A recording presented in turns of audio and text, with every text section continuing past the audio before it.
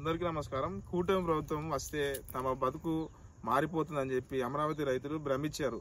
అదిగో ఇదిగో అంటూ 17 నెలల కాలం గడిపేశారు. కేవలం కౌలుకి మాత్రమే చెల్లించి వారిలో ఆశలు రేపేశారు. ఏవేవో చేస్తామని చెప్పారు.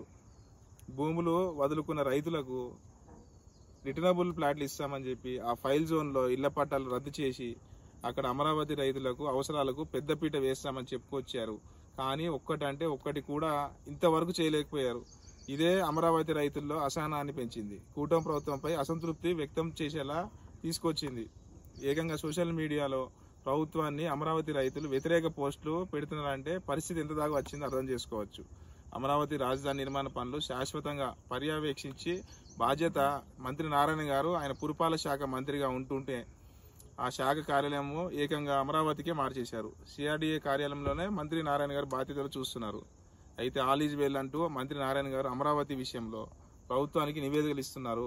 కానీ రైతుల నుంచి వెళ్ళిన విన్నపాలను గురించి మాత్రం పట్టించుకోవడం మానేశారు. అదే అమరావతి రైతుల్లో అసహనానికి కారణమైంది. పత్రికలతో పాటు సోషల్ మీడియా దాకా ఎక్కే పరిస్థితి వచ్చిందంటే దీంట్లో మంత్రి నారాయణ షాక్లో ఉన్నారు. అయితే ప్రధానంగా భూములు ఇచ్చిన రైతులు తమకు రీజనబుల్ ప్లాట్లు ఇవ్వాల్సిందేనని తేల్చి చెప్పడంతో అయితే వారికి నచ్చిన చోట అడుగుతుంటే ప్రభుత్వం ఏమో వేరే చోట ప్రతిపాదిస్తుంది. దీంతో అమరావతి రైతులు ఆందోళన చేయబోతున్నారు.